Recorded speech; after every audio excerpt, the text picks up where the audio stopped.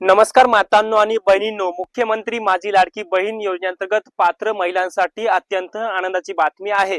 कारण की मुख्यमंत्री माझी लाडकी बहीण योजनेअंतर्गत ज्या काही महिलांचे हप्ते पेंडिंग आहेत, या सर्व महिलांच्या खात्यामध्ये त्यांच्या आधार संलग्न बँक खात्यामध्ये मुख्यमंत्री माझी लाडकी बहीण योजनेचे पैसे येणार आहेत। आणि येणारा जो काही मुख्यमंत्री माझी लाडकी बहीण योजनेचा जो काही हप्ता आहे, तो सुद्धा आता लवकरच महिलांच्या खात्यामध्ये येणार आहे। कोणत्या महिलांच्या खात्यामध्ये येणार, कोणत्या महिला अपात्र झाल्यात, कोणत्या महिला पात्र झाल्यात, या संदर्भात थोडक्यात अपडेट आपण या व्हिडिओच्या माध्यमातून घेणार आहोत।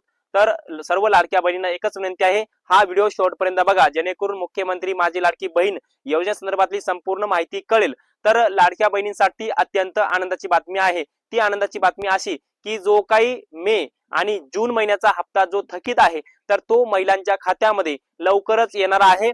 तर तो हप्ता जो आहे 15 जुलै पर्यंत महिलांच्या खात्यामध्ये जमा होणार आहे। परंतु 15 जुलै पर्यंत कोणत्या महिलांच्या खात्यामध्ये हा हप्ता जमा होणार, तीही माहिती सांगणार आहे। एकंदरीत 1,67,00,000 महिला मुख्यमंत्री माझी लाडकी बहीण योजनेच्या जे काही मे आणि जूनचा हप्ता आहे, तर यासाठी पात्र झालेल्या जवळपास 30 ते 35 लाख महिला यासाठी अपात्र झालेल्या आहेत।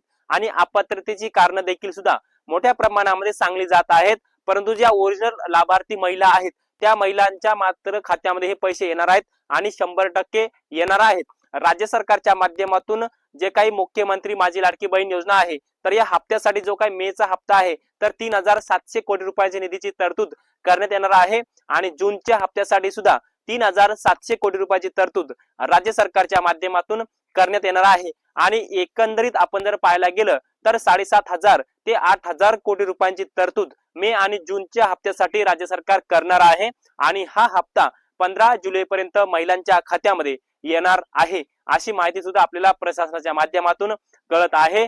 परंतु ज्या महिलांच्या नावे आपण जर पाहायला गेलं तर कार असेल, इतर वाहने असतील, किंवा ज्या महिलांच्या नावावर इतर मोठ्या प्रमाणामध्ये आपण जर पाहायला गेलं तर इतर योजनेचा लाभ घेत असेल त्या महिला, किंवा काही शेतकरी महिला असतील, तर त्या महिलांना पूर्णपणे मुख्यमंत्री माझी लाडकी बहीण योजनेअंतर्गत 1,500 रुपयाचा लाभ मिळणार नाही। याच्या अगोदरही मी तुम्हाला सांगलेलं होतं की ज्या महिलांच्या नावावरती जमीन आहे, ज्या महिला पीएम किसान नमो शेतकरी योजनेचा लाभ घेत आहेत, अशा महिलांना फक्त मुख्यमंत्री माझी लाडकी बहीण योजनेअंतर्गत फक्त 500 रुपयाचा लाभ मिळणार आहे, अशी माहिती मी तुम्हाला अगोदरही सांगली होती आणि आताही ती सांगत आहे। यानंतर दुसरी महिलांसाठी दिलासादायक अपडेट असा असू शकतंय, सध्या राज्याचं पावसाळी अधिवेशन सुरू आहे आणि या पावसाळी अधिवेशनामध्ये मुख्यमंत्री माझी लाडकी बहीण योजनेवर जर चर्चा झाली, तर या संदर्भात मुख्यमंत्री माझी लाडकी बहीण योजनेच्या निधीच्या वाढीबाबत राज्य सरकार तरतूद करू शकतंय। कारण की राज्य सरकारच्या माध्यमातून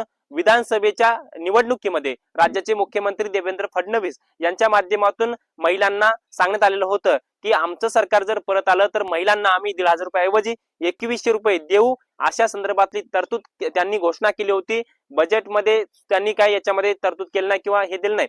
परंतु या सध्या जे काही पावसाळी अधिवेशन सुरू आहे, तर या पावसाळी अधिवेशनामध्ये मुख्यमंत्री माझी लाडकी बहीण योजनेअंतर्गत 1,500 रुपयाऐवजी 2,100 रुपयाची तरतूद होऊ शकते। आणि तसं जर झालं तर येणाऱ्या या जुलै महिन्यापासून मुख्यमंत्री माझी लाडकी बहीण योजनेअंतर्गत 1,500 रुपयाऐवजी 2,100 रुपये मिळण्याची शक्यता आहे। परंतु ज्या महिलांनी आपली केवायसी केली नाही, त्या महिलांना हे हप्ते भेटणार नाहीत। त्यामुळे आता ज्या महिलांची केवायसी बाकी आहे, त्यांनी केवायसी आपली लवकरात लवकर करून घ्यावी। काही महिलांचे असे प्रश्न होते की आम्ही पहिल्यांदा केवायसी केली होती, परंतु आम्हाला पुन्हा केवायसी करायचं सांगितलं जात आहे।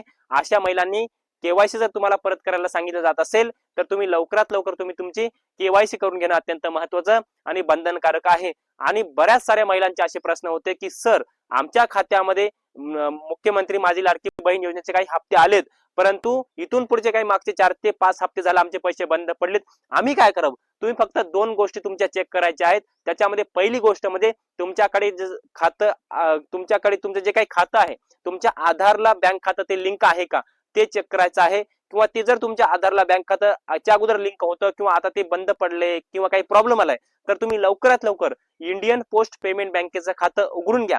कारण की NPCI ला इंडियन पोस्ट पेमेंट बँकेचं खातं अवघ्या 24 तासामध्ये लिंक होतं, कनेक्ट होतं। त्यामुळे ते जर तुम्ही केलं तर इथून पुढचे सर्व रेग्युलर हप्ते तुमच्या खात्यामध्ये येतील। ही सर्वात माहिती महिलांनी लक्षात घ्यावी। दुसरं म्हणजे सगळ्यात महत्त्वाचं म्हणजे तुम्ही जर तुमची केवायसी अद्यापही केली नसेल किंवा केवायसी करून देखील सुद्धा तुमच्या खात्यामध्ये लाडक्या बहिणीचे जर पैसे येत नसतील तर तुमच्या गावातील जे काही अंगणवाडीतील सेविका आहेत त्यांच्याकडे जाऊन तुमची माहिती चेक करावी, किंवा तुम्ही ज्या सीएससी सेंटरवर मुख्यमंत्री माझी लाडकी बहीण योजनेचा फॉर्म भरला होता त्या ठिकाणी तुम्ही जाऊन चेक करा. तुमच्या संपूर्ण मूळ समस्येचे निराकरण त्या ठिकाणी होऊ शकतं. परंतु एकंदरीत ज्या काही मुख्यमंत्री माझी लाडकी बहीण योजनेअंतर्गत ज्या काही ओरिजिनल लाभार्थी महिला आहेत तर त्या एकूण राज्यातल्या महिला ज्या आहेत तर ते 1,67,00,000 महिला आहेत, आणि या ओरिजिनल लाभार्थी महिला आहेत आणि इतर बोगस लाभार्थी आहेत असं सरकार म्हणत आहे. म्हणजे याच्यामध्ये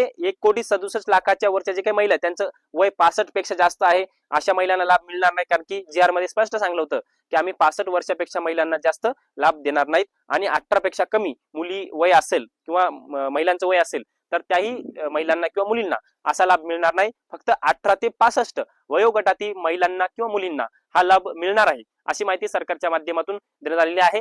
असो, आता जे काही मे आणि जूनचा हप्ता थकीत आहे तर ते 15 जुलैपर्यंत महिलांच्या खात्यामध्ये येण्याची शक्यता आहे. आपल्या चॅनलवर जर नवीन असाल तर नक्की सबस्क्राईब करायला विसरू नका. या माहितीसह मी तुर्तास इथेच थांबतो. तोपर्यंत आपल्या सर्वांचे मनापासून धन्यवाद.